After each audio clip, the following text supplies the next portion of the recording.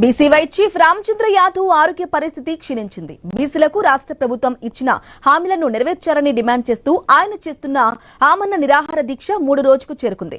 మొత్తం 5 డిమాండ్లను ప్రభుత్వం ముందు ఉంచారు. న్యాయం చేయాలని డిమాండ్ చేస్తున్న రామచంద్ర యాదవ్ తో మా ప్రతినిధి నాగేశ్వరరావుతో ఫేస్ టు ఫేస్.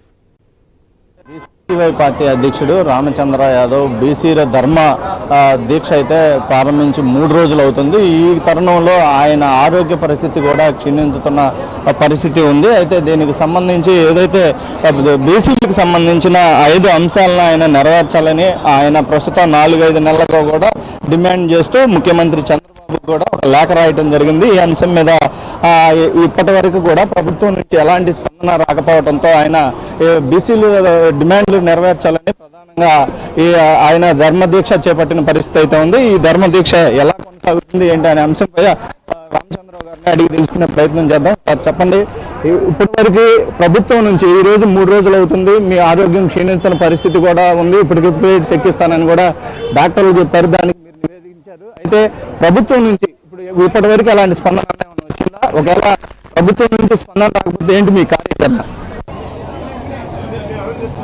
ప్రభుత్వం నుండి ఎటువంటి స్పందన లేకపోగా అనేక కుట్రలు చేసే ప్రయత్నం చేస్తున్నారు. నేను ఒకటే చెప్తున్నాను, ముఖ్యమంత్రి చంద్రబాబు నాయుడు గారు స్పందించి ఈ 5 ప్రధాన డిమాండ్లకు పరిష్కారాన్ని ప్రకటించేంత వరకు ఎలాంటి పరిణామాలు ఎదురైనా ఈ దీక్ష కొనసాగుతుందని చెప్పి తెలియజేస్తున్నాను.